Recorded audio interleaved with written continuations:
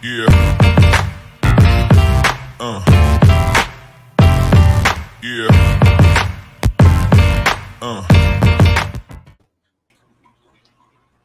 All right. Welcome everybody. I have Tim on from Intrepid Exotics. He's here today to talk to you about big snakes handling and husbandry. Hey, what's going on, guys? Yeah, I was just telling him, man, we've had an incredibly busy weekend here so far.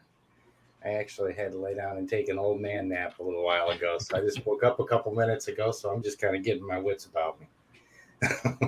Oh yeah, like I was telling Tim backstage, I got up extremely early. Was dealing with some rodent issues and drove down to B&S Reptilia to pick up a snake and exchange some rodents, and then went to my buddy's place, went herping. So yeah, it was a pretty eventful day.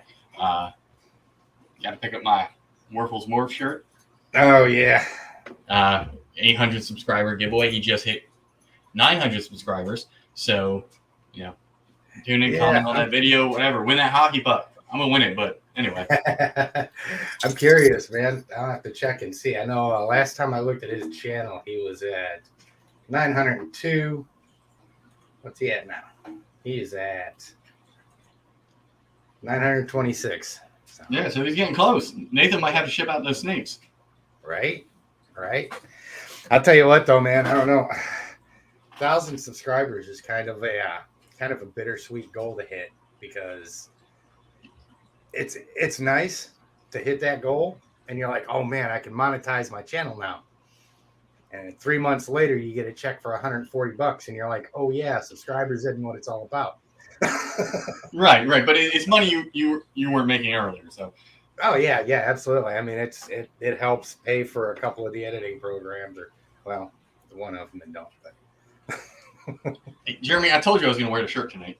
Hey, there he goes. Good on Jeremy. A lot going on in Pennsylvania lately. Yes. So this is why I wanted to have Tim on, and I was hoping Nicole would join. Hopefully she can. If not, yeah, she's in. I see her in chat. Yep. She posted a good video, so yeah, she made it to Florida. Okay, so she's traveling, so no biggie. Right. But her and Tim have posted content or reposted content this week about handling big snakes. So given what happened recently in Pennsylvania, I thought it'd be a great idea to have me, a ball python guy, with a tiny boa, have somebody that handles big snakes on my channel. Right.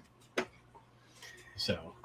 Yeah, and it was really cool too. We had Nicole had Kevin McCurley on yesterday, and that's right. You was busy, but I think you got to watch it later. Yeah, I was dealing with chew outs with my rats, and I was driving the lows, driving all over the place, tracking spot. But I was listening. I am so incredibly proud of Nicole, because I mean, I seen her when she's just finally crawled out, or when she just initially crawled out of the scene, and we ended up linking up and started talking and so forth, and to see her go, from there to having the most renowned retic and monitor lizard person in the world, practically. Right. Like on her channel, shooting the shit with her, man. It was just like, get some, Nicole. I mean, she's on it, and I got an opportunity to express my gratitude to Kevin for having saved my life, unbeknownst to him, on so many occasions. Right, like those Threads of Trust videos from a couple of years ago. Yeah. I'm sitting here looking like an idiot with the snake up above my head, spinning around, moving the head away from me. But that works.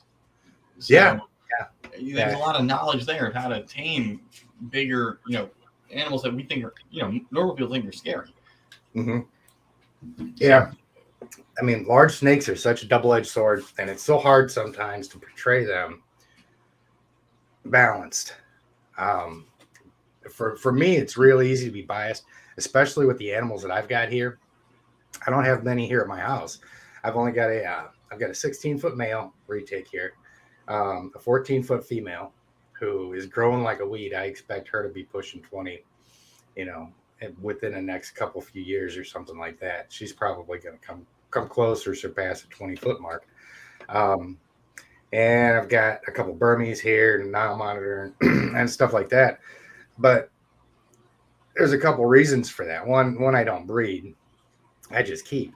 And I keep a small number of animals here because it's really difficult for me to have time to interact with all of my animals to the level that I want to, and get everything else done that I need to.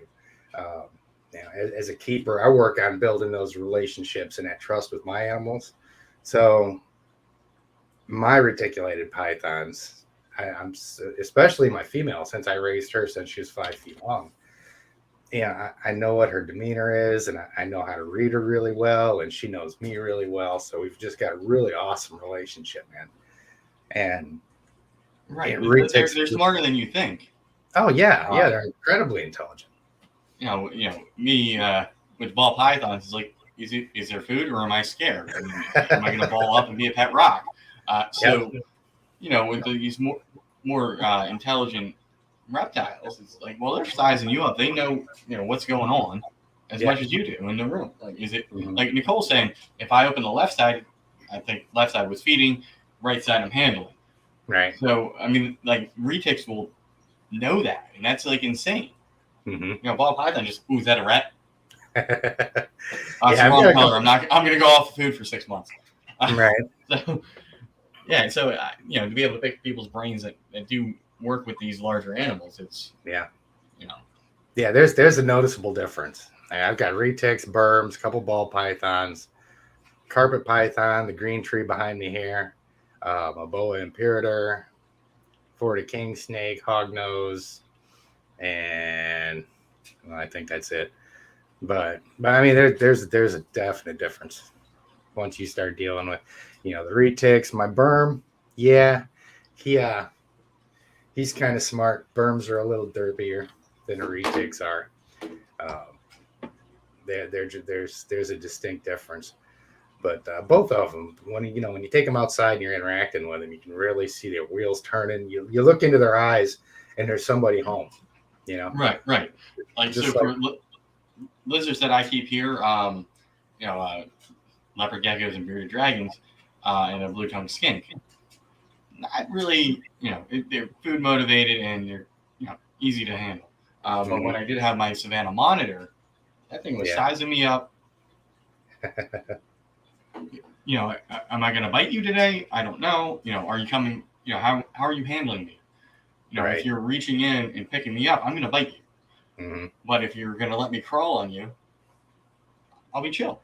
And I don't recommend getting anything that wild caught or like farmed. If you're going to get a monitor, get it from somebody that's breeding them. Yeah. You can eliminate a lot of diseases and things like that. So unfortunately, my monitor passed away. Something happened. Boom. 24 hours later, I couldn't even get to a vet. So that's sad. Yeah, it stunk because I was ball training. Because I moved him to a bigger enclosure. Right. That was suitable, so he could chill. Get his heat, get his. But I would put the dog away and bring him out and to socialize him, to give him some exercise and let him move about because he was just laying in the enclosure. So we were it was like the same week where then something happened. And that stunk because you could tell it's a smart animal, and I could tell it was suffering, and there was nothing I could do. Yeah, that's really sad. I've been really fortunate here with my animals. Really fortunate. Knock on wood. Hopefully it stays that way. But the guys have been doing pretty good. And the Nile Monitor is right about 5 feet now, so he's Niles are they have a reputation of being nasty. Oh yeah, Niles. My snakes, my retics are so easy to work with compared to my Nile Monitor, because once you go in and you make sure that the snakes doesn't have an active food response, you get them out, they're good. You don't have to worry about them. The only thing they're going to do is they're going to run around and explore until they get tired and then they want to go home.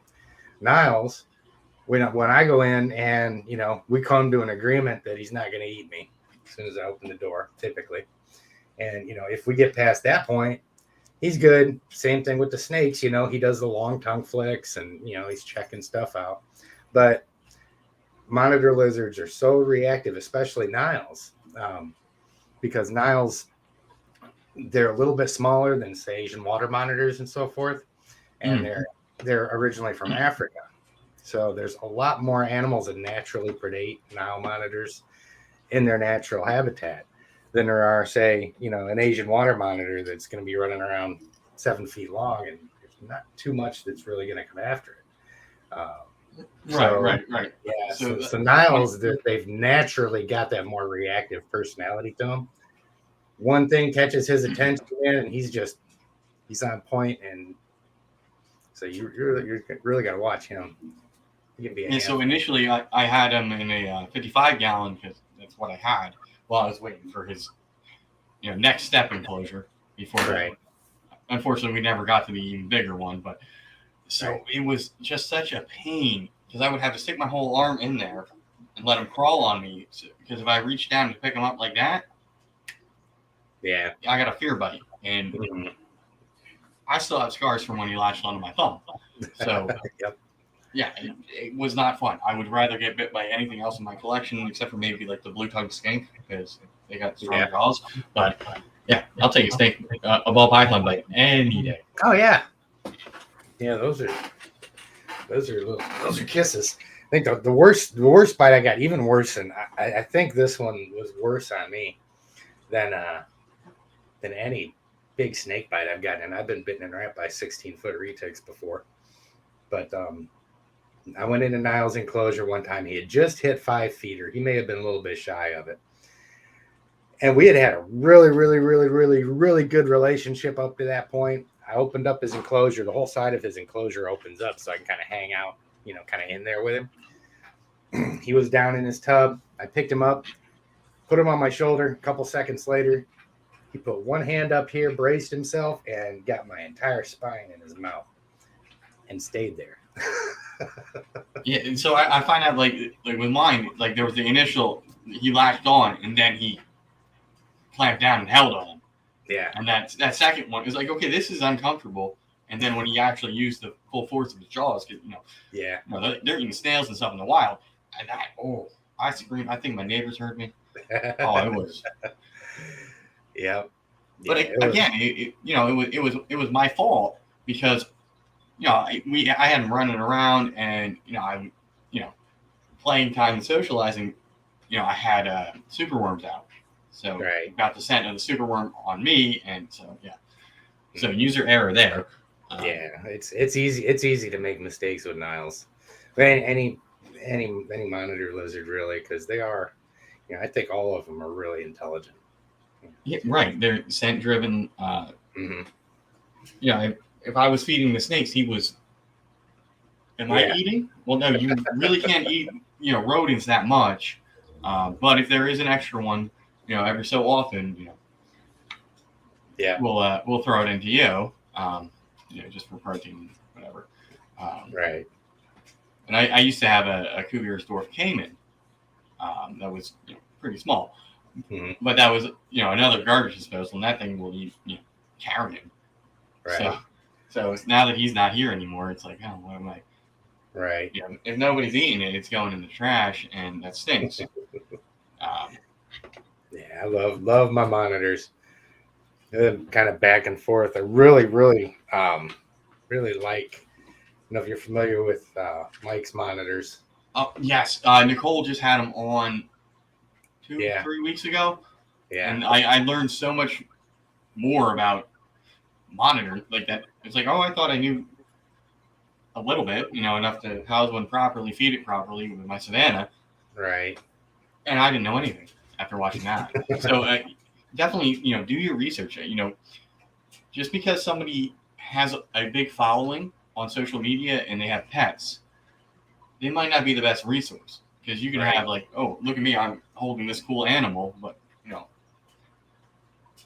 I just bought it, and I have a personality, so I'm popular because of that. So I have some issue with that, where you can have keepers and breeders that gain popularity and people watch them on YouTube or follow them on TikTok, Instagram, whatever. And their husbandry, their care, it might not be the best. They just have, like, I had the money, so I got this animal type of thing. Right. So, you know, it's hard to, like, one of the, and I've said this many times before, is that, excuse me, I mean, the whole reason why I really started getting into the YouTube thing and I started doing the videos is I kind of referenced a little while ago talking about Kevin McCurley and watching all of his stuff. When I first got into animals, I was doing marine aquariums first. My house was full of saltwater tanks. I kept seahorses, octopus, puffers, lionfish. I had a California stingray, several different species of eel, and just I was fascinated with them. And we had different tanks that you could cohab different types of fish in. And I just absolutely loved them. And then started getting into reptiles. And when I first started working with them, it was kind of tough to find. I mean, there was one or two places you could go online to really start to get any kind of decent tutelage that'll keep you from getting yourself hurt, you know. Right. Like back in the day, it was what, California king snake, and there was a forum. Yeah. So I know how, and I had a really unique opportunity come up when we yeah, I know. I saw when I tuned in. Kevin was chilling there with the guitar. It's like, and then he brought out some animals, but right. But the thing that really drove everything home with how useful it can be doing stuff on YouTube is most of what I knew about him, I learned from watching Kevin handle. And it wasn't too long after that, I got an opportunity to go into a facility where I cared for, there was right around 300 or 400 adult reticulated pythons in there. Biggest one being over 20 feet and over 200 pounds. Just massive animals out there, and a lot of them. And I just went in pretty much almost at a volunteer basis, you know, getting paid peanuts, and took care of these animals 5 days a week. You know, your average length on those retics was 14 to 16, a lot of them pushing 18 feet. In a breeding facility where they're not highly socialized, a lot of them were really not too happy to be there. Right, and like we said earlier, they are intelligent animals, so yeah, they know what's going on. It's like, yeah, you're just feeding me like once a week or whatever, and then throwing me in with this girl. Yeah. You know, and those animals, when you're going through there, you know, you've got to take them out of the enclosures. You got to clean them and so forth. And, you know, the whole reason I jumped on that is because, well, I love these snakes. I had my first retic at that point. I'm like, I need to learn what I'm doing, you know, and I need to get this shit right. It's not like, because, you can just go to the pet store, buy goldfish, throw some flakes in there, and then So I jumped in with both feet and just got all the experience I could right off the bat. It was invaluable, because everything that I learned watching Kevin handle, I was able to then turn around, and I didn't implement it with one snake that I had. I would implement it over the course of thousands of interactions with adult retics, hundreds of different animals, and find myself in all kinds of different situations with them, you know. Even precarious situations where you're up on a ladder taking a 16-foot snake out of a 7-foot enclosure, you know. Yeah, all I know. I probably fall off the ladder with the snake. Oh, I've done that before. Yeah, freaking out. There's literally been times when I've been up there and I get a food response coming shooting right out the door, man, and my ass falls straight off the ladder. And combat that with screws in my knees. That's not good for me. But, so Nicole gives me some grief because I have enclosures that are like at head level, but they're clear. So I can tell, you know, if it's feeding game of snakes right there, I'm using this, and I'm out of striking distance. Right. I rarely have to use it because I can see where the snakes are, but it's if I mess up and just pull out the tail with my hand, and it's at the end and it's feeding day, I have to like matrix my head out of the way. Yeah. I mean, well, fortunately, smaller snakes, the consequences are pretty insignificant. I really don't think it even stresses the snake out that much, because they'll get a hold of you and they'll just get to kind of sit there and look at you until they decide to let go. Whereas if you get a retic latched onto you, it's a little bit more serious, and they're getting Listerine sprayed in their face and wrestling with you and things like that. So I think it tends to stress out the bigger snakes more. I know Nicole says, I never use a hook, but she raised up all these snakes from when they were little, so she's had that interaction with them. But with a larger, like say, hypothetically, for some reason, unbeknownst to me, rehome on mainland. Would you start like hook training? So I can pop them on the head with the hook, and it's like, okay, we're not eating. How does that work? Because then with Ballpythons, it's just kind of like nudge them in the head. It's. And I've got an interesting take on hook training. I almost don't even like the term hook training, because I really don't think that we're training the snakes. It's not about training the snakes. It's just being able to look at their behavior and determine what their frame of mind is, and then take appropriate action, whether that be with a hook or with your hand, with the placement, with the way you approach them and stuff. Mm-hmm. Because there's a lot of times when I won't even use the hook. Now, I've always got it handy, just because in the back of my mind, I always know that, something bad can always happen. So I've always got it nearby when I'm working with my bigger snakes. But, and somebody actually gave me a little bit of grief the other day in one of my videos. They're saying, just slide the door all the way open. It's like, well, hook training isn't the end all and be all of interactions with your snakes. The most important thing is being able to determine what their frame of mind is. And, if you're a beginner, then that's going to be more difficult. You're really going to have to crutch off of your tools a lot more in the beginning. Mm-hmm. Definitely use the hook. When you're not sure, use the hook. But just about every time I open up one of my snakes' enclosures, more often than not, they don't really have a food response, because I'll open up the door and they'll just bring their head out a little bit and just kind of hang out. And I just give them a couple seconds. My snakes will pick up on the fact that it's not a feeding opportunity if I just afford them the time to understand what's going on, and what's getting ready to happen. So I'll open up the door, they'll come out, and even if they're a little bit hyper, I'll see their demeanor change after they come out for a minute. And this is the intelligence that we're talking about with the snakes, where they're like, okay, if he doesn't have a rabbit in his hand, it's not time for me to eat. And she'll start slithering off and trying to go someplace.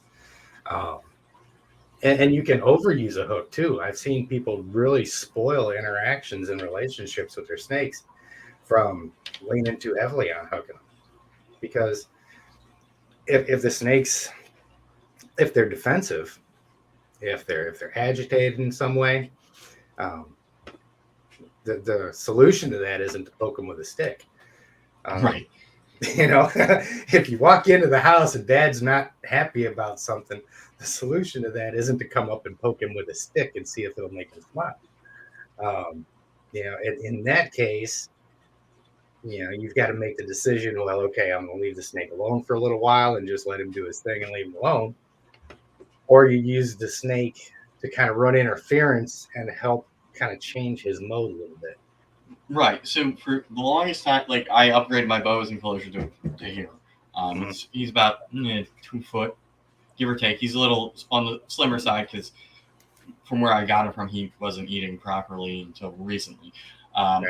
So I have a hide in there, and the heat mat's there as well. Humidity is on point, but I had this tree in there. Yeah. And he would just chill in there. Now he's up in the tree. I can't go in and handle him because he's going to strike at me because I'm, and I'm pretty sure he still remembers that I took that tree out. Really? Because he is not happy, but now I can actually handle him and work with him more, and I'm not getting that constant fear response. Interesting. So I do use a glove in one hand, and then when he's calmed down and not biting me a million times, I'll switch to bare hands. Right. Just because it's annoying to get tagged repetitively while I'm trying to get him out. Yeah. Yeah, and that's one thing that I've been looking for out here too, because it's difficult to make really good demonstrative handling videos with snakes that are chill. Right. Like I can pull out any ball python. I can go in the rat room, probably set it up, pull out a ball python. It's just gonna be like, okay, I'm here. Yeah. And with larger boas and pythons, that's not the case. You smell like food, so you better be feeding it. Yeah, it's it's kind of tough sometimes because I really want to find somebody local to me that's got some problem snakes that are really defensive or something like that. Snakes that I've never seen before, that I've never worked with before. Larger ones, pretty much the bigger the better. In that case, just to go in and kind of demonstrate how some of these handling techniques work, even though this snake isn't, happy and easy to manage and stuff like that. And I'd really like to find one that I can bring in and rescue that's kind of a bigger snake that I can work with and kind of change their. I wish I would have started this channel when I first got my male retic, because he was about 12 feet long when I got him. And he was slamming the glass on the enclosure every day. You couldn't walk past his cage without him trying to tag you through the glass. And when I handled him, I had with a leather jacket on and all that because for the first week that I had him, just because he was really hyper and anxious. And over the course of a month or two, I just got him really chilled out and really mellowed out. So yeah, I mean, it's new environment. I mean, so we joke with ball pythons. The second we clean the enclosure, they pee and poop everywhere. Well, it's like, this doesn't smell like home. Now it does. and we saw that with Dave Calvin's video that he released the other week. We got a lot of knowledge about ball pythons in the wild, so that was really helpful to know. It's 90% humidity. Okay, that's a lot. And the ambient in the burrow is anywhere from like 87 to 92, and that's like he literally stuck the probe in the burrow to get those readings. Right. So it's nice to know that temperatures in the burrow are a lot less than 90 degrees too. Once you get underground, temperature goes down. Right, and we also found out, like, here's ball python on eggs, 89 degrees, and that confirmed what we do here. As far as incubation temperatures. And I know there are some genetics, people will dip the temperature down to, to like 87 for like super cinnamons, things like that, that are known to possibly have some issues. So, I mean, it was just nice to see that side of, the industry and get some knowledge there. And if you haven't watched that video, go watch it. And then go watch it 3 more times if you're into ball pythons. Right. It's kind of tricky industry wide, especially starting out with new keepers. Because I kind of come down in a couple of my videos. I kind of come down on the whole. I've been doing this 20, 30 years mindset with a lot of people, and it was really a lot of it was directly related to the live feeding stuff, because. That's one of the things that's day and night between the ball python community and the retic berm community, the larger constrictors, is the live feeding thing. Even if you take all personal preferences and things like that away from it, ignore it, you don't talk about those, it's still 2 entirely different black and white things, because ball pythons, if you're going to live feed those, you're dealing with smaller snakes, much smaller animals, and smaller risks. You've still got there a lot of the same risks, a lot of same reasons. I'm very much anti-live feeding, but I understand that there's so many people that do it for various reasons that I try not to be a dick about it, if that makes sense. Right. And sometimes I have to. Yeah. I mean, even my own daughter, my daughter's a cop, and she lives up in central Indiana. She got into snakes and so forth, and she started talking about how she was live feeding them, and it took me a while to bring her around too. but the thing is that where we start getting into trouble with that, into real trouble, is if somebody's getting into reticulated pythons and getting into berms and things like that, and they're getting larger animals, and they may be talking with somebody who spent their entire life working with smaller snakes, and that person says, hey man, I've been live feeding for 20-30 years, you're fine. Now that person goes out, he picks up a 5-pound rabbit, throws it in the enclosure with a snake, and the snake loses an eye or gets half his head bitten off, Right. I mean, it's a bigger prey and bigger teeth. I mean, even on a small rat, the teeth are absolutely rather noticeable. Yeah. So that's always. So when I have to do a live feeding for a snake that may be a finicky eat or something like that, or to get a mom that just laid eggs, or a male that just bred back on food, I will feed live. But I have tongs, so if the snake is derpy and it doesn't strike the head, strike correctly, and the teeth are exposed, I'll get the rat to bite onto the tongs. That way they're not harming the snake.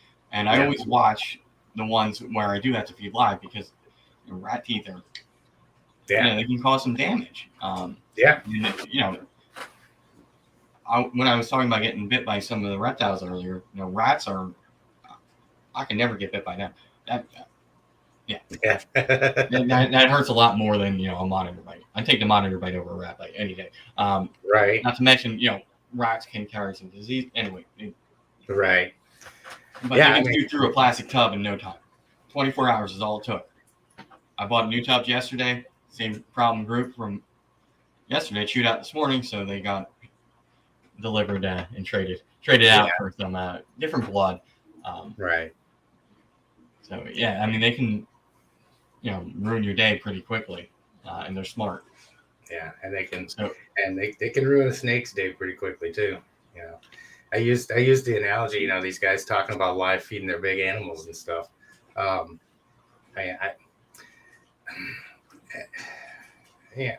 There's a couple points to be made on that. One of them is a lot of people keep these things as pets. I've had pet rabbits before. Had pet rats before. A lot of people have currently got pet rabbits and rats. They're bigger than some people's dogs. So it's just a bad image for us to be throwing those big animals in with a predator like that, just for the spectacle of watching it get killed. Right, and you're putting a microphone right next to the enclosure to get that squeal really loud. I don't like that, because the people watching that content aren't people like us. I don't watch that. It's one of those things that it's done behind the scenes, and the snake ate it, and that's all we'll talk about it. Because we have to present ourselves in a positive image. So if every news article is Karen gets scared by a rat snake, or somebody that has a bunch of hots in Pennsylvania, you can own just about anything, right? I could go to Hamburg next weekend and buy a king cobra, really, without any verification. So we need to stop having those news articles come out that present the hobby that way. The headline from the guy, unfortunately, who passed away locally last weekend, the cop said it was something out of a horror movie. It was not something out of Anaconda. That movie was awful. Yeah. No big snake's going to do that. From my understanding, he rehomed a rather nasty reticulated python. He was cleaning, and unfortunately, the snake got out and used him as a tree. Right. Because how they explained when they found it, because they were able to euthanize the snake, but the head was far away from the individual. So that leads me to believe that either he had the snake on his shoulders and went around his neck, or it just happened to go around his neck and do what it do. Hang on. Even a ball python can. I mean, I'm kind of curious how the police were alerted to show up there anyway. So grandma was home. Oh, she was, and she just found him up there. Mm-hmm. Yeah, but just given the picture, because if it was a food response, the snake be lashed on, unless it was, it happened for quite some time. Where the snake, it should be pretty clear if it was a food response or not, because if it was right. a food response, he'd have a bite on it somewhere. Right. You know. So, yeah, I think it was awful reporting by many of the outlets. Like I said backstage, the Daily Beast was the best article because it detailed some of the history that he had, because he would rehome snakes to give them a better chance than, they can't be in the wild anymore, so I'm going to work. And that may actually maybe be a bit of a result of what we was talking about earlier when we was talking about having your own snakes here that you're familiar with, because I know I had my snakes at home that I was familiar with, and when I started at that facility, it was day and night. They were completely different animals, completely different. Everything about it was different, and the whole little letting them crawl up there next to your face thing and, hey, how you doing, and letting them lick you and stuff, that wasn't happening. Right. So I know, even with my bearded dragons, they're obvious when they're not happy. They puff out their beard and it gets darker. The skink will flatten himself out and huff and puff. So a lot of some of these other animals have that. Okay, I know we're not handling you today. You don't want nothing to do with it. And same with the the ball pythons. If it's not feeding day and you're doing this thing, I'm not taking you out because you are going to fear strike me for whatever reason. So yeah, it is the ability to know your animals, read your animals. So I mean, and that may very well be the trap that he got caught in. Maybe he's got his own animals that he was really comfortable in handling and working with and so forth, and he gets this new big snake in and tries the same approach he does with the animals that he's comfortable with, and gets himself in trouble because because he's going. You get into habits dealing with animals that you're comfortable with, and a habit is not reacting to the snake. A habit is just acting out of the unconscious process that you've established for yourself. And then once you do that and you stop thinking about it, you stop reacting to the actual animal. And that's always got to be first and foremost.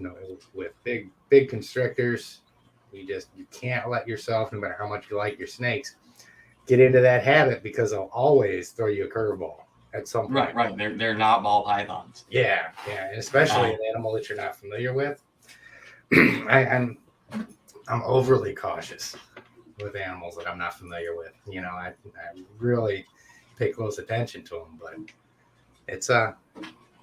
it can be a challenge, and which I, like I said, is why I really would like to get linked up with somebody that's got some problem snakes that we can do some handling stuff on, to show how you actually, this is what a problem behavior actually looks like. Right, and this is how we address it and correct it. Yeah, exactly. Now, none of these animals like to be handled. Let's be real.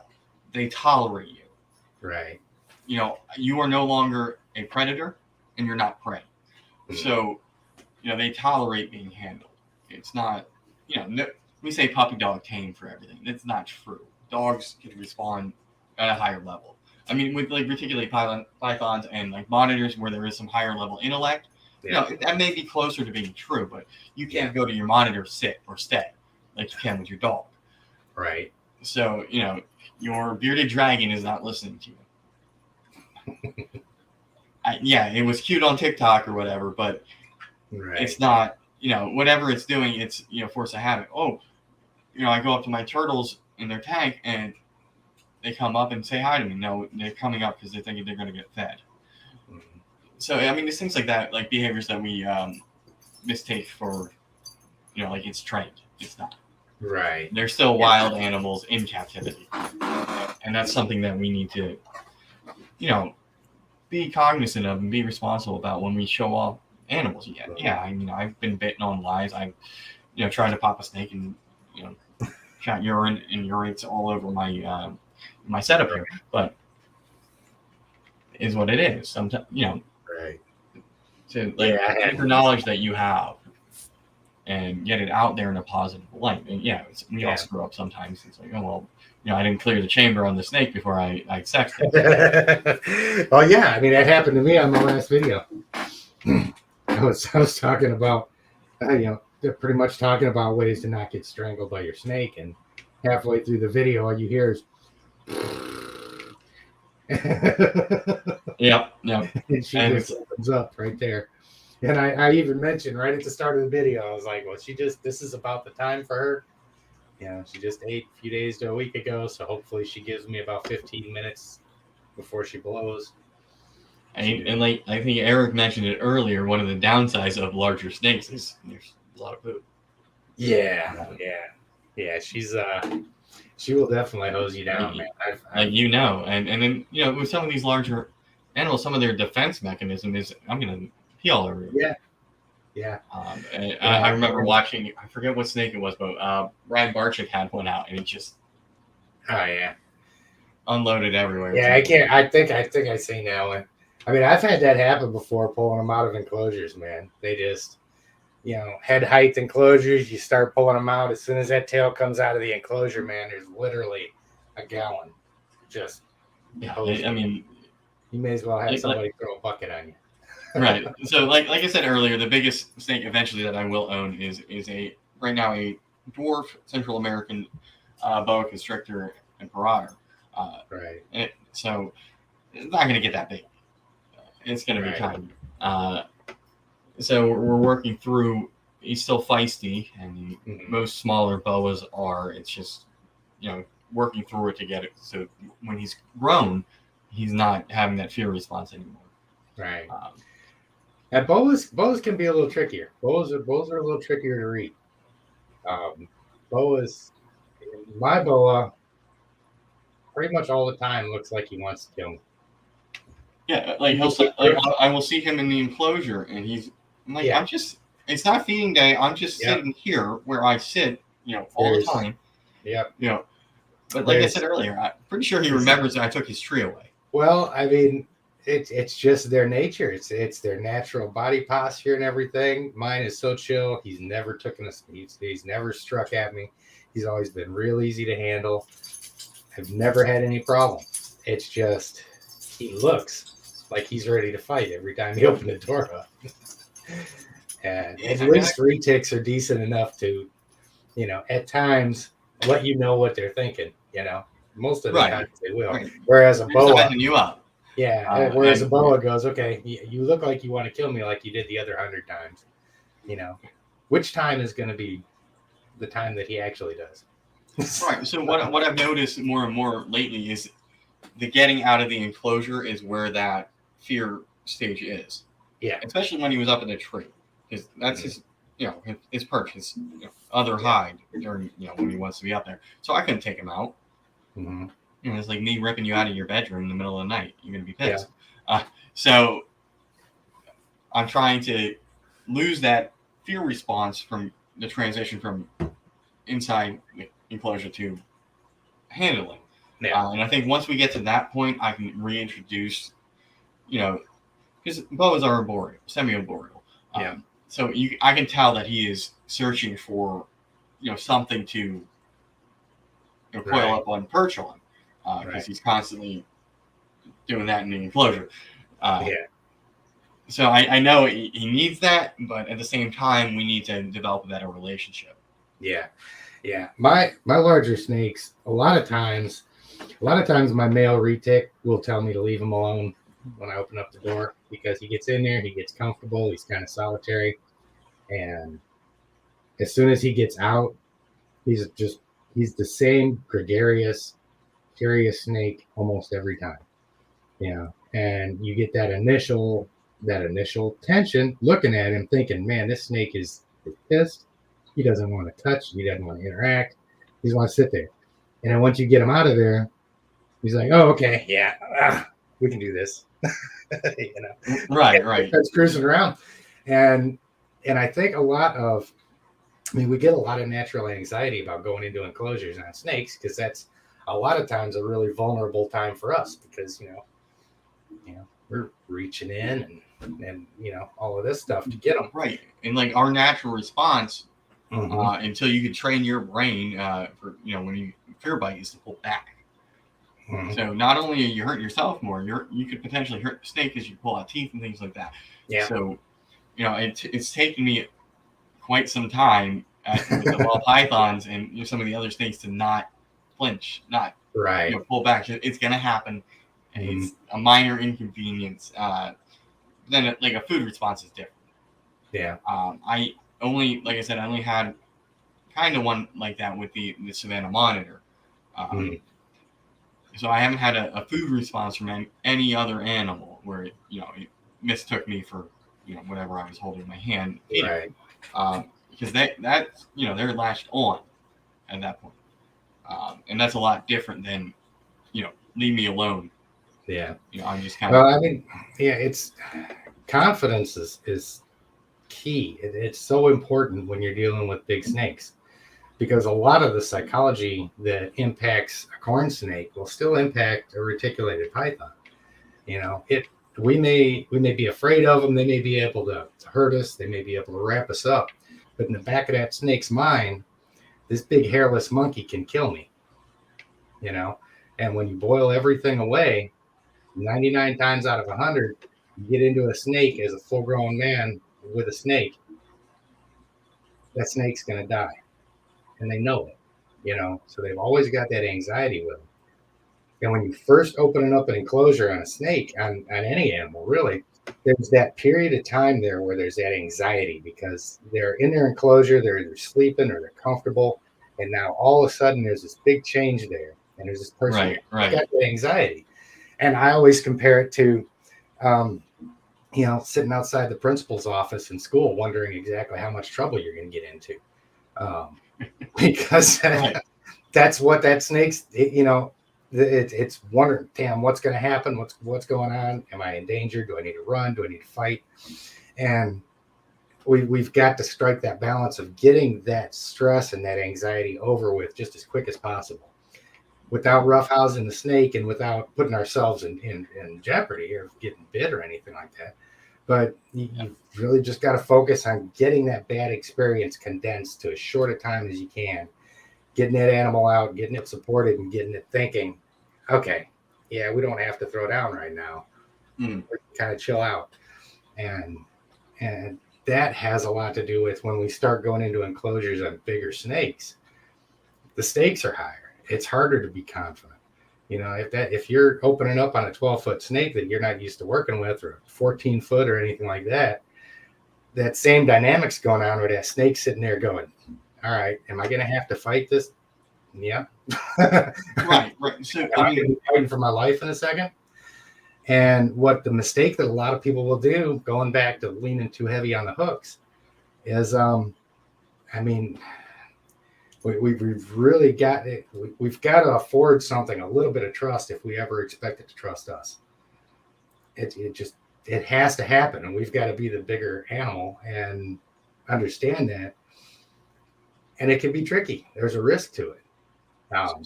So in my experience, from I have a bunch of stuff in aquariums. I want to move to front opening enclosures.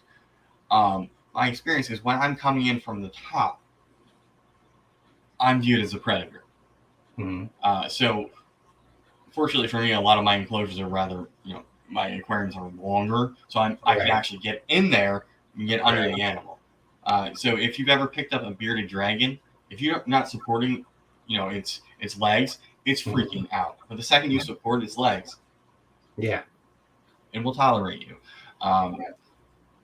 Same with leopard geckos. If you can go under them, bring them up, and then also like elevation relative to you, pays it. There's a lot. If I'm up here, I'm no longer as scared of you. And that's, we were talking about Kevin McCurley earlier with his threads of trust and pirouetting around with a larger animal higher than you. So so I think that does. There are little tips and tricks to avoid potentially a fear response. But we have to know our animals, and we also have to be confident in going in there, because if I go in, I'm gonna get bit. I'm probably gonna get bit. Smell is a big thing. So if I'm producing, I smell different. I smell scared. The snake might pick up on that. Yeah, and with larger snakes, like I said, it's, and I said this in a video the other day too, and I think there's some there's some instances and there's some truth to, animals being able to pick up fear responses in us and things like that. But like, say, for instance, if you're going in on a large constrictor and you're, hey, Keisha, but if you're going in, like I said, you're prolonging the anxiety, the whole beginning of that thing. And if all you know and all you keep being told is hook train, hook train, hook train, hook train, first thing that's going to come into your head is to start hooking that snake. And the only thing that you've ever heard about hook training is you tap them in the head. You got to tap them in the head until they calm down. So the snake's already, and there's already that anxiety there. There's no food response. It's defensive. And now person is tapping them in the head, tapping them in the head, tapping them in the head. And it just sours that whole experience. When, yes, the hook is a good thing and oftentimes a necessary thing to have in your hands when you're going in there. But I always tell people, we're not hook handling a 16-foot snake. You've got to hand handle. You can't go right.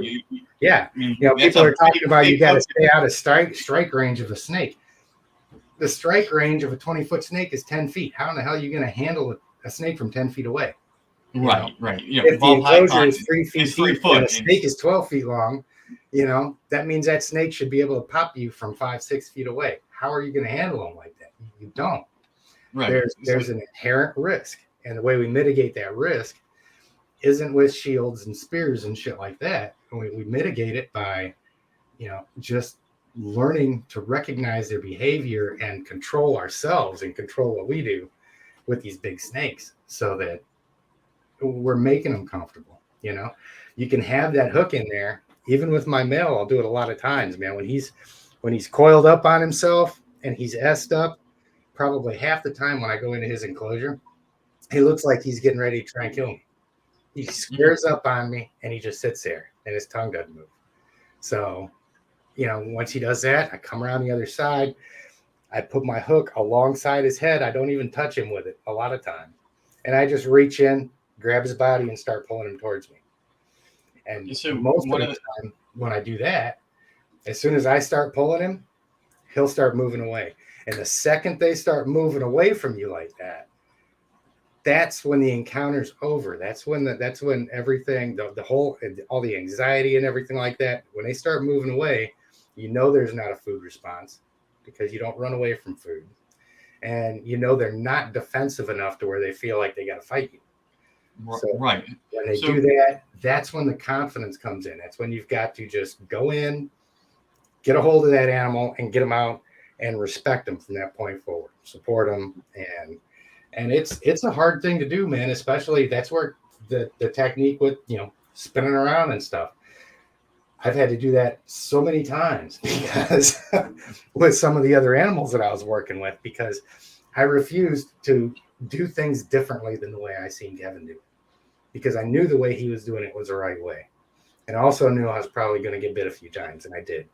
But I'm a firm believer that, you keep doing things the right way until you get it right. And there was so many times, man, when I'd pull a snake out, and I could tell they were really agitated, and they started turning around towards me. And you'd see me running in circles like a little damn cartoon, just continually trying to point that head somewhere else. And you damn well better hope you weren't standing anywhere next to me, because I pointed at you too. It was. Earlier today, I was like I said, I was down at B&S Reptilia, and Chris was showing off a bunch of hatchlings. So he had these hatchling bull snakes. Yeah. And now, mind you, they are very tiny. Maybe that long and pretty skinny, but they are flicking their tails. Yeah. And that fear response, and like launching out of the little tub they're in. So that's innate in them. And smaller animals, you're big, scary. So it's always interesting to see them as fresh out of the egg, and how they're reacting to the world. So if we can raise up our animals from out of the egg, or as a hatchling, and handle them and socialize them and get them to tolerate us, that's the way to move forward. Everything out of the egg is probably going to try to bite you, because what are you? Right. I just absorbed this yolk. You're scary looking. Right. Type of thing. But so back to, when you're handling the larger snakes, when you're going in with that hook and getting them to move, do you find that as long as you're out of the right, he can't circle back? Is that you can go towards the back of the snake and sort of handle them that way? Once that fight or flight mode is over. Yeah. I don't never worry too much about being out of range of a strike. It's hard to avoid. Like I said, man, when you're dealing with larger snakes, their strike range can be so long that you can't effectively work with that animal, and you can't make it feel comfortable if you're stretched out trying to touch it with your fingertips. It's a catch-22. Just like with mine, when he's sitting there leveled off with me or something like that, I'm well within a strike range of him. And that whole situation right there is just him saying, I really don't want to be messed with. The next thing you do determines whether I bite you or not. Right. At that point, do you continue the interaction, or it's like, no, not today? Absolutely. At that point, I move on. Wait until we can have a positive terms where he's saying, okay, well, the next thing you do determines whether I'm going to bite you. I'm going to be like, okay, well, the next thing I do then is going to be get out of the way of your face. That's the next thing I do. So I position myself according to which direction he's in. And it's not a guarantee because snakes can strike you from any angle. But I try and keep in the back of my mind that, like, say, for instance, he's in a corner and he's like this, and he's looking at me. I'm not going to stay right here with hovering over him in the corner. I'm going to come around the side and give him the whole rest of the enclosure to run to if he wants to. And I give him that back door. I give him that out. So he doesn't feel like he's got to strike and feel like he's confined or anything.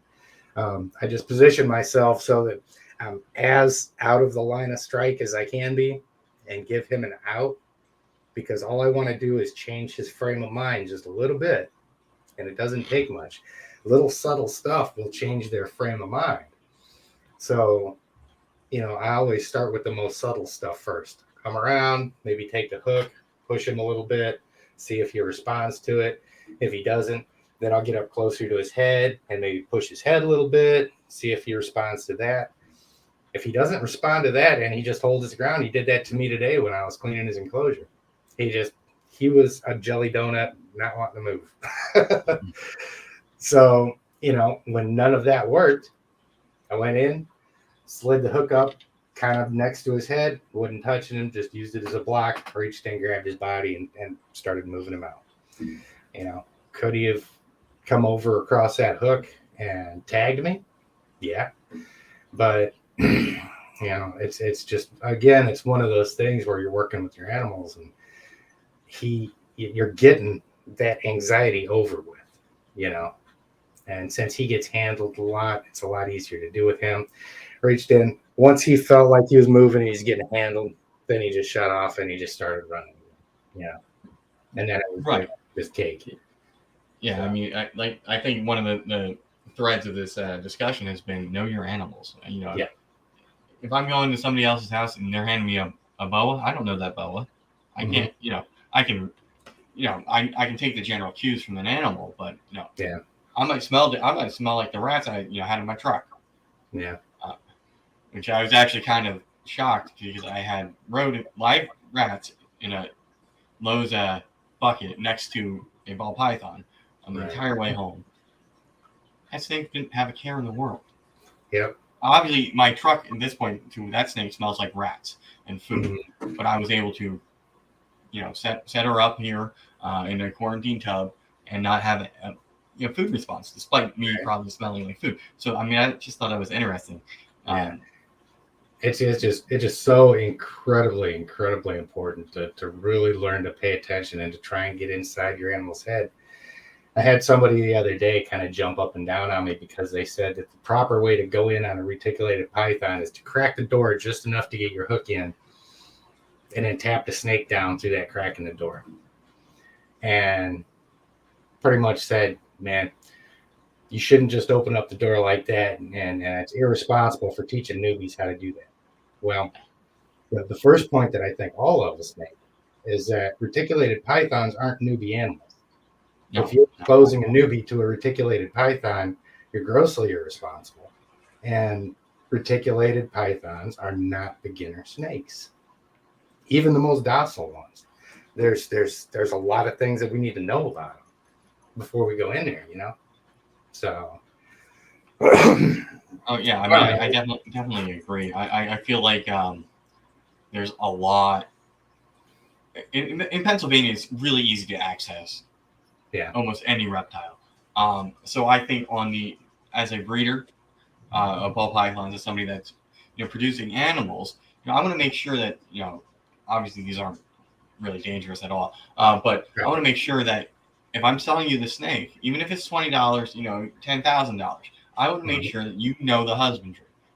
Yeah. I want to make sure that you know the care requirements. Like, okay, so say you want to feed frozen thawed. What's the temperature? What's a rat's body temperature? And actually, I think I might do a video on that. When I shoot the laser at the rat to get that. Okay, so a rat's body temperature is 92.6. Mm-hmm. Yeah. So you should be heating up your frozen thawed rats to that temperature to mimic the actual temperature of a rat, and make sure you dry them off and they're not wet. But I think as breeders and people that sell animals, we have to be responsible. We can't. If somebody just shows up and asks you 0 questions, says, "I want that cobra," or "I want that alligator," you probably shouldn't sell it to that person. Right. So I think we are constantly being reactive. Like even this video, this whole idea of having you on tonight is a reaction to something that happened locally. Right. So how do we? We need to be proactive. How can we get ahead of everything? So it's like, yeah, this was a bad. I've been saying the same thing down here in North Carolina because right now it's been pretty good for us, except for the Argentine black and white tegu ban recently. But we had a cobra escape down here. That city has implemented some. I keep telling people, man, Florida is in trouble because they're organizing after Fish and Wildlife decided to put screws to them. Here in North Carolina, we're at just kind of that Goldilocks zone where they can't really justify banning everything because it doesn't have the same ecosystem as Florida. Right. Yeah. But politicians four counties in the entire country can support it, aside from like Hawaii. Yeah. So I mean, I'm really trying to get North Carolina to just coalesce and get ahead of this thing and start to organize before the bullshit happens. Right. Waiting for it to happen and trying to react to it.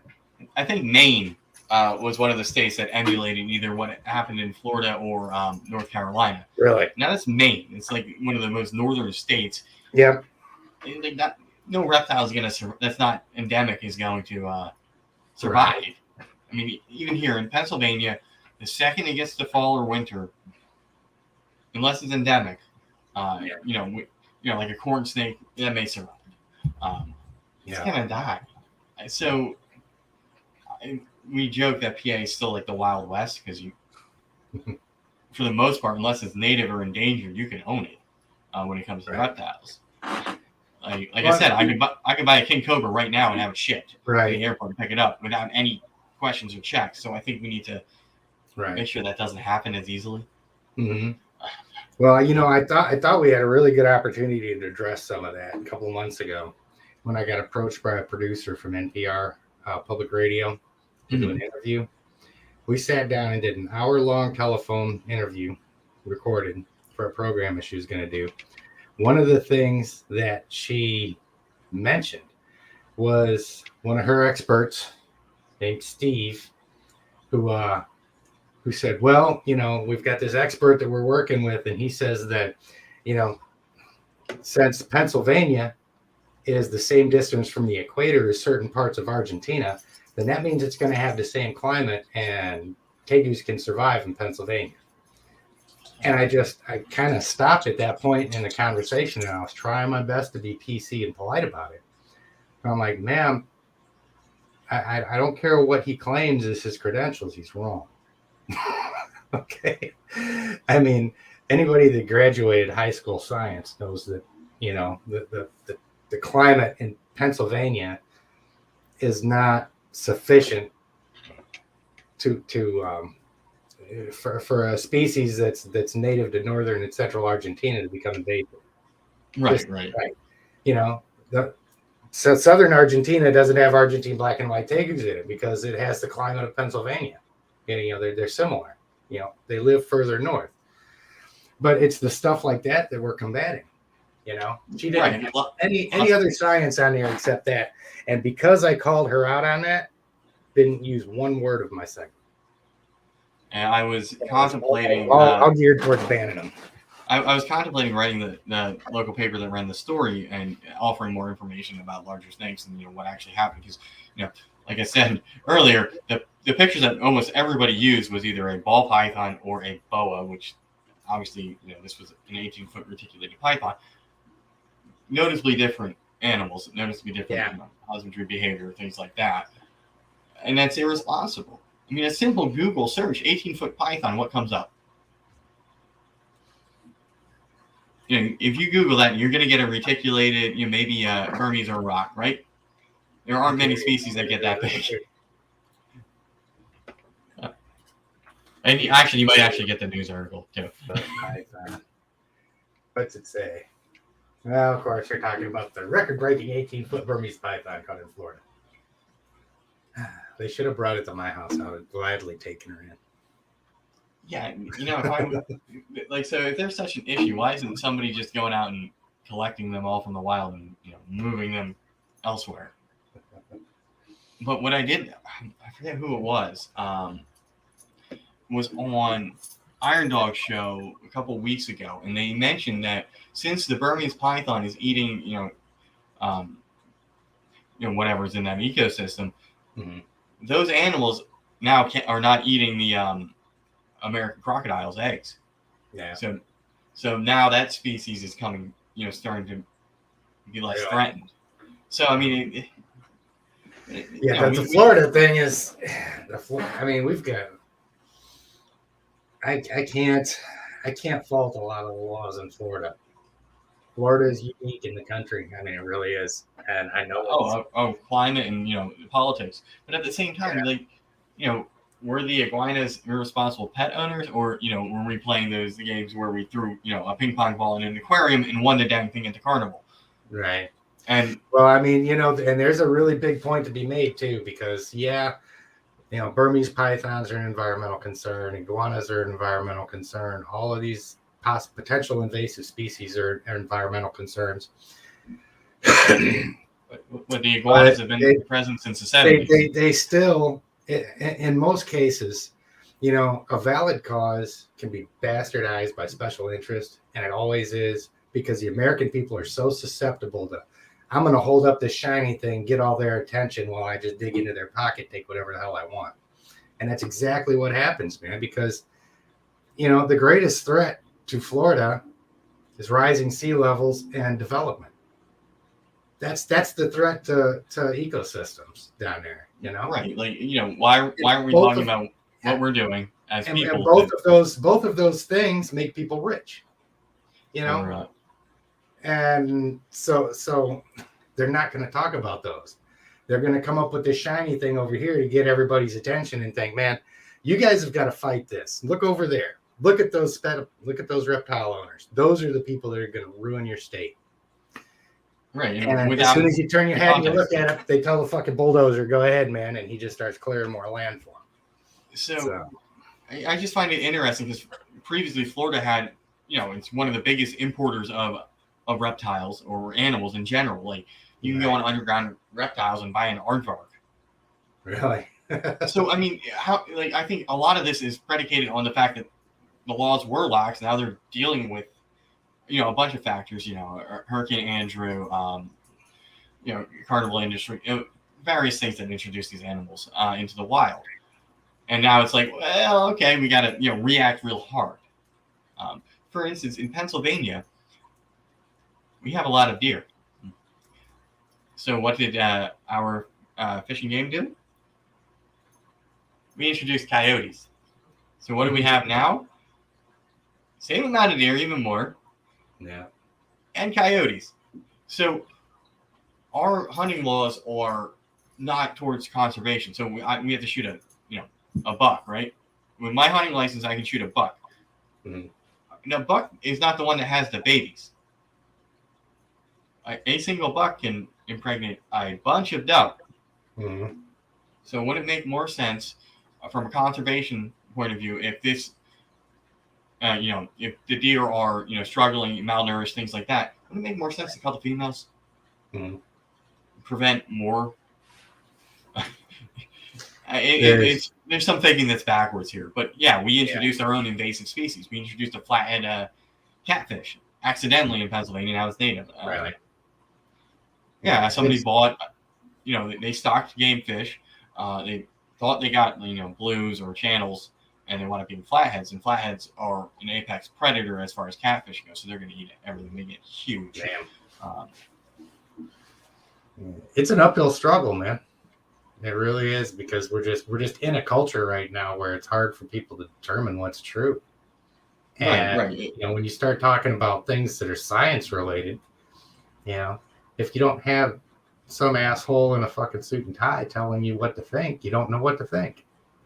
Yeah, and we never would have known about the Lacey Act stuff. It was not for USR. Right. It was buried in a bill that they just happened to be looking at. Thankfully on Thursday, the Lacey Act amendments were not part of the reconciled USICA and Competes Act bills that worked out between the Senate and the House of Representatives. So that's good news. I mean, for now, on a federal level, we won that battle. Right. But now it's always been and will be a state's issue for your state fish and wildlife. So it's important that we discuss this and we keep, we be proactive. Right. We demonstrate that these are not dangerous. That if I have to buy a license from which I do from our Department of Agriculture, and I have to pay some fees and whatnot. But if they want to come and check out how I keep my animal, by all means. Right. They're not scary. Mine are going to stay locked up whether there's laws against them or not, because I care about my animals and I don't want them to get hurt. So make all the laws about keep them secured you want. I got no problem with that. But I mean, one example, about 10 years ago, not too long after I first moved out here to North Carolina, my ex had a friend who kept deer on his property. And he had a permit for him.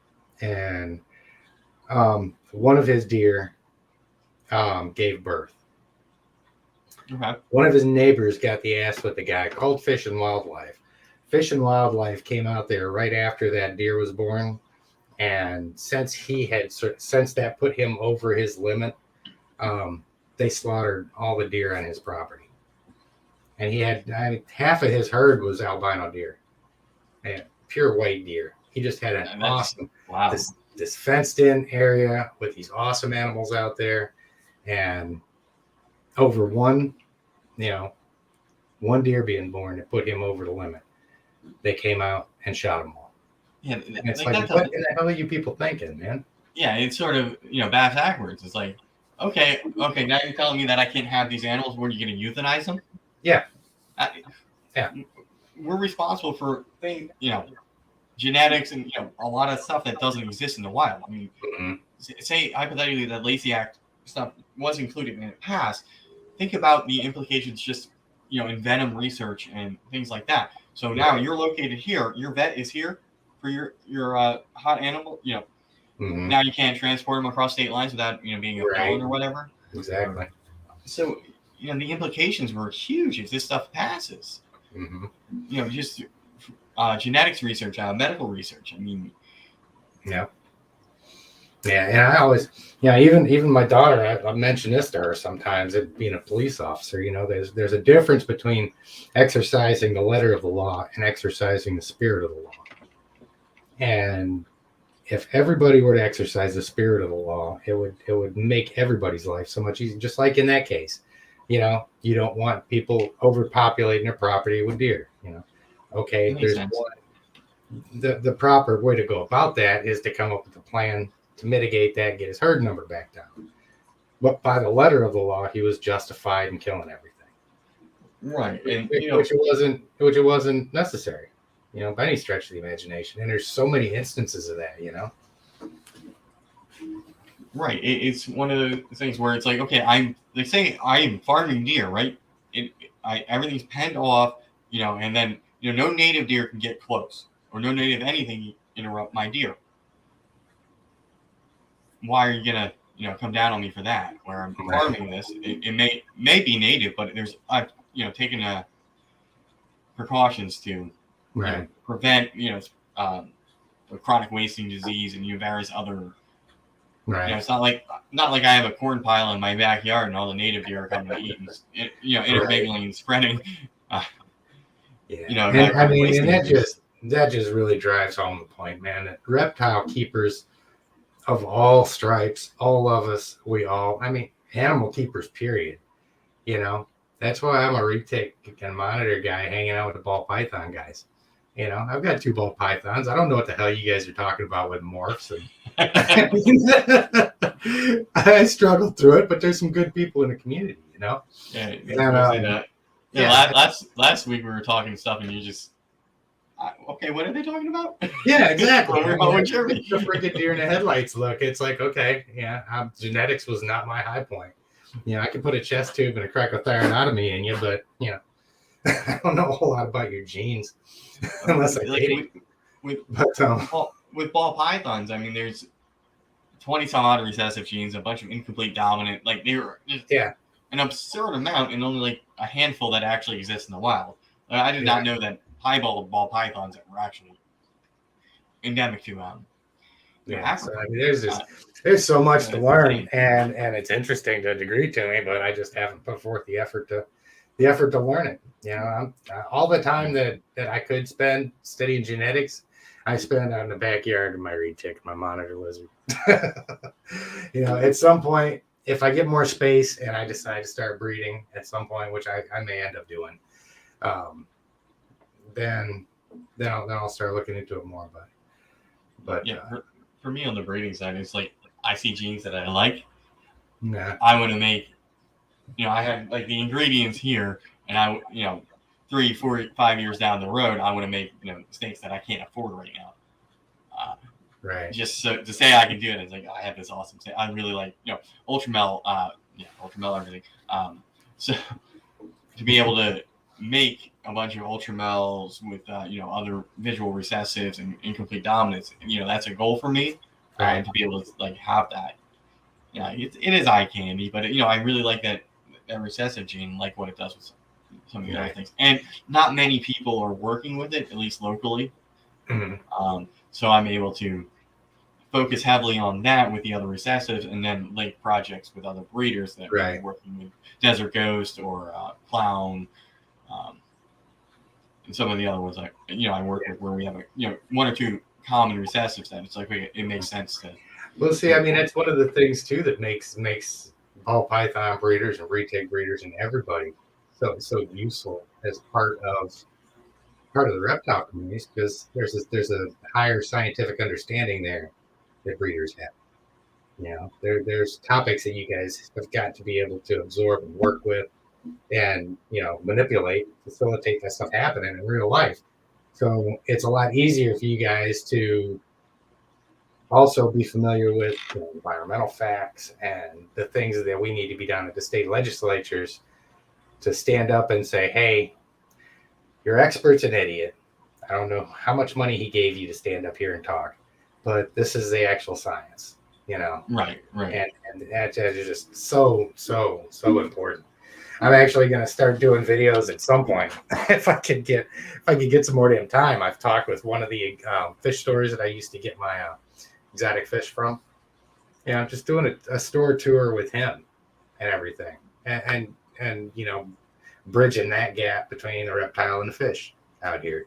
Right, and that's a topic for a whole another. We have your big box pet stores, and we have your smaller ones that are more boutique.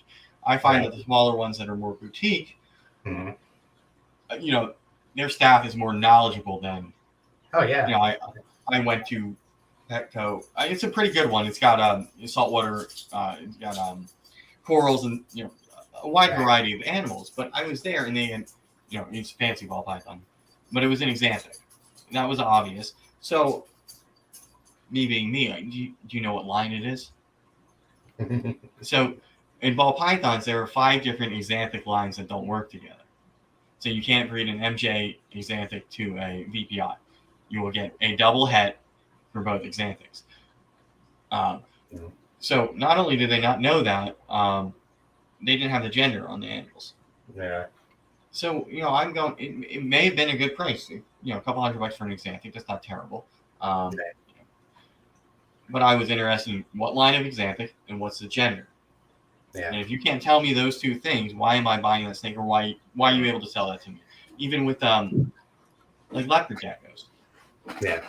So I try to, if they let me handle the lizard or whatever, I try to handle it in such a way that I can, try to get an educated guess on what the gender is.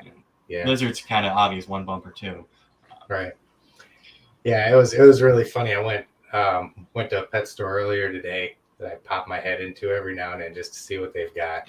And the guy brought out, he was talking, he's seen a shirt, and he asked, oh, what do you do? So we got to talking a little bit, and started talking about the Herp Society thing that we've got going on out here this next weekend with Jeremy and Rob, and Aubrey Proops bringing some stuff out, and a couple other people.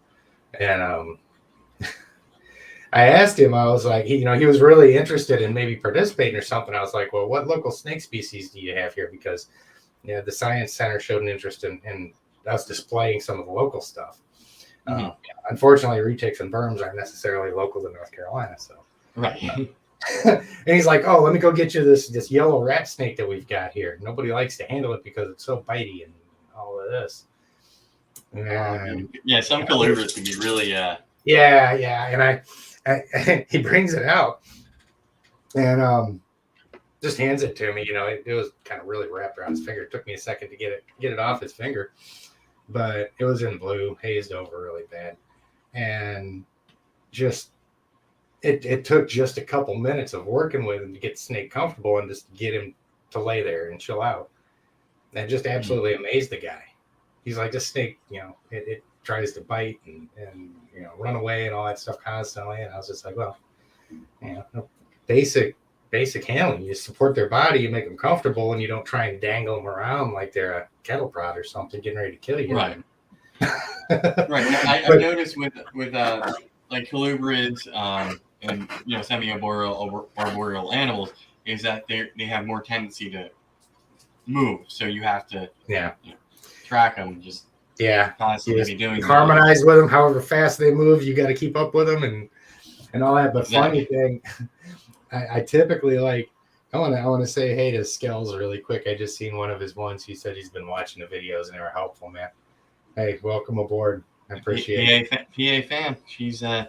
She's Team Monarch though, so we'll fight about that. So Monarch and Ultramel are very similar recessive genetics. So there's Team Monarch and Team Ultramel. So. All right. So I'm right there with you. A lot of times the smaller shops, they tend to be a little bit more knowledgeable than box stores because they can just hire kids that are there to draw a paycheck. But I was so sad to see. I went up to a new store that I'd never been to before. I looked them up online. They had pictures of snakes in there. I was like, well, let's go see what they got. And I get to talking with the guy. Just went in there looking for a little harness for my tegu. And I started telling him as well about the Herpetological Society thing.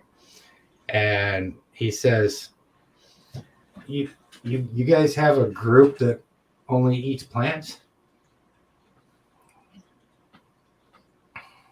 Right. Yeah.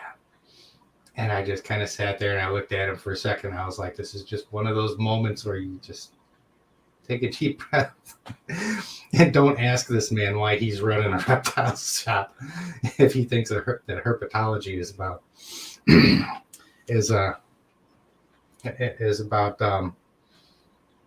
animals that only eat plants.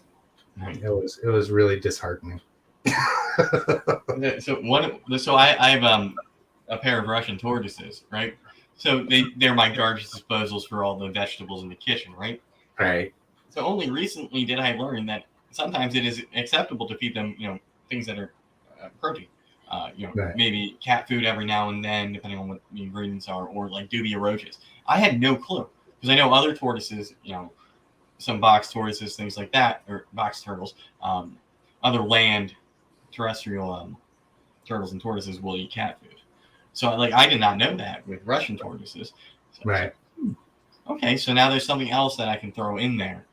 So what I've been doing is I have baby roaches up here because we can have them in Pennsylvania. So some of the ones that die off and get a little desiccated, I will add to the veggies with the vitamin D and the multivitamins. Right. Yeah, I learned something new. Always learn something new every day. But we are getting close to that 8 o'clock mark. Yes, we are. I got to get outside and have a smoke and watch this storm start real quick, and then we're getting on another live stream here momentarily. So which would be much less professional. I'm sure we could have gone on for hours on end. I believe next week I will have Jeremy Turgeon from Grassman Reptiles on. Nice. To talk about all things USARK and what's going on in North Carolina. So I'm really excited. I was I told you earlier, I grown a pair and messaged some people to come on as guests moving forward. Yeah, so man. I mean, it's going to be pretty cool coming up in the next couple of weeks and months on my channel, bringing some big names to talk, mainly ball pythons, but some other things that are going on in the world. But we are hitting that 8 o'clock mark, and I always tell Jeremy Werfel that I'm not going to go over his time slot. So we will send you all over there. So please, after you're done here, go over, click that link, go check out Jeremy tonight. He's got a giveaway going on for when he hits 1,000 subs. He just reached 900, and he's got keys from Keys Constrictor on tonight. Oh, really? So check that out. It was supposed to be South from Gomez Pythons, but something happened. So everybody, please go check that out. Tim, thank you for coming on talking mixed snakes and husbandry with me. We are going to do this cool thing if I can do it and end the show. So thank you for tuning in. Check us out next week. Absolutely, man. You guys have a good night.